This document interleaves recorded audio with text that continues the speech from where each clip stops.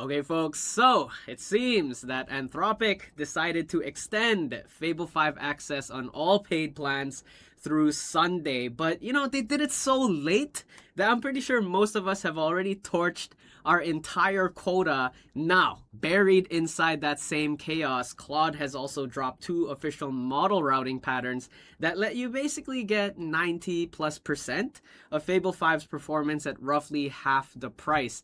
I feel like this is sort of like a quiet message saying that, sorry for the late heads up. If you still have some limits, well, this is the best way that you should, be using throughout this week.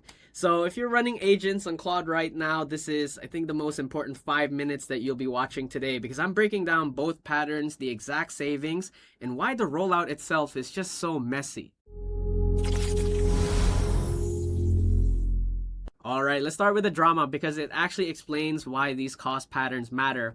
A lot of people on X called out Anthropic for the late notice on the extension. I'm pretty sure most of them, including us, have burned through our Fable 5 limits, and now most of us are sitting on empty quotas while the deadline got pushed to Sunday, right? And the argument here is pretty simple. Anthropic should have reset those quotas for users who got blindsided, and you can see the frustration in this post here.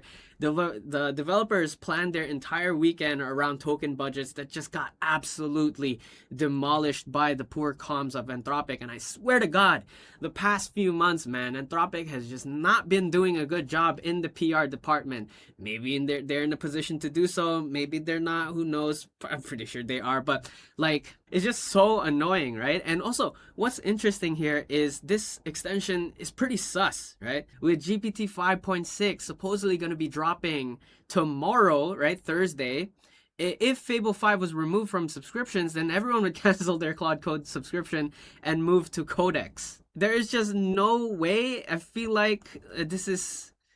I don't know, is this a marketing stunt? Is this just bad PR? Or there miscommunication in their department? Because clearly they still, they cannot afford to remove it from subscriptions. Who's going to be using Fable 5 if it's not part of the paid plans? Most of us are on the paid plans. So, which is why I think, Claude is kind of saying in their own way, like, hey, sorry for the late heads up.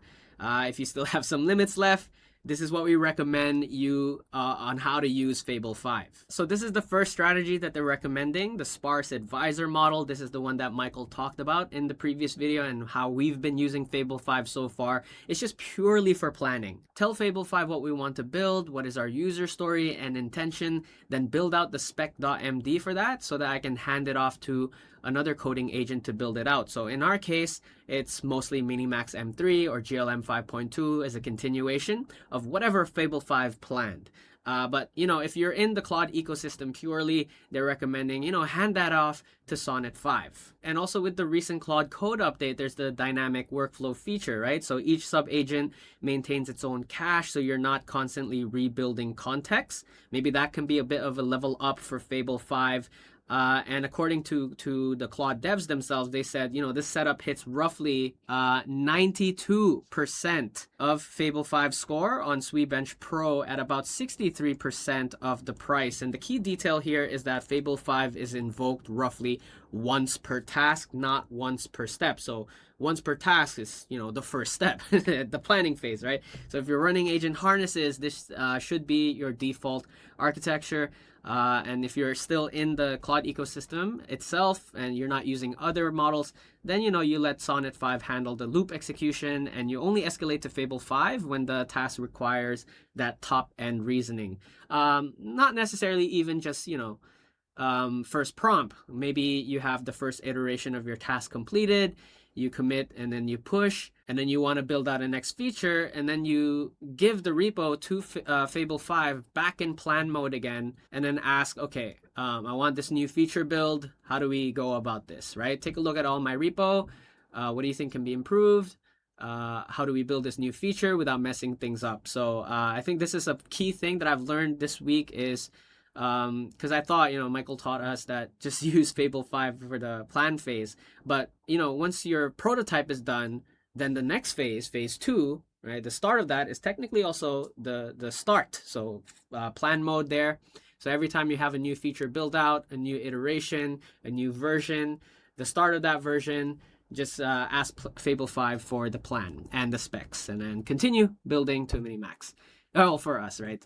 Yeah, so that's the first strategy. Claude Devs also recommended a second strategy, and this is the inverse, and it's now natively supported inside Claude managed agents. Okay, so you run a Fable 5 orchestrator with Sonnet 5 workers underneath it, and this is primarily built for token-heavy research tasks.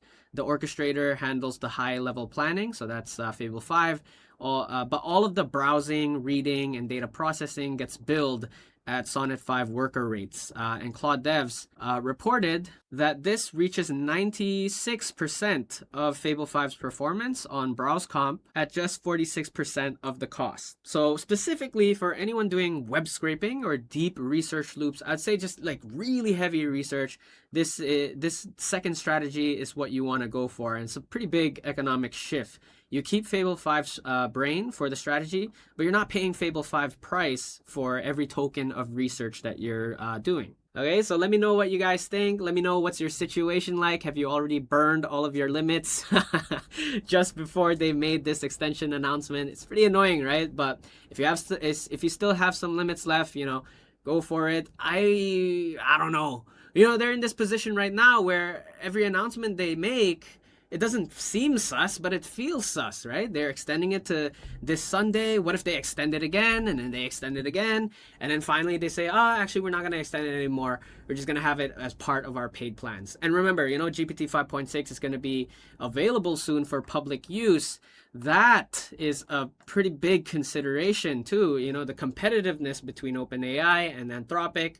If you're Dario, you have to consider that, right? Like, what if I don't know, but maybe they'll monitor it. They'll see, if people are actually not using Claude Code more often. If they take a look at Codex data, then yeah, maybe they'll have to include it permanently as part of the paid plans. So yeah. All right. If you find this video helpful, smash up the like button, subscribe to the channel. My name is Ron. Shana now.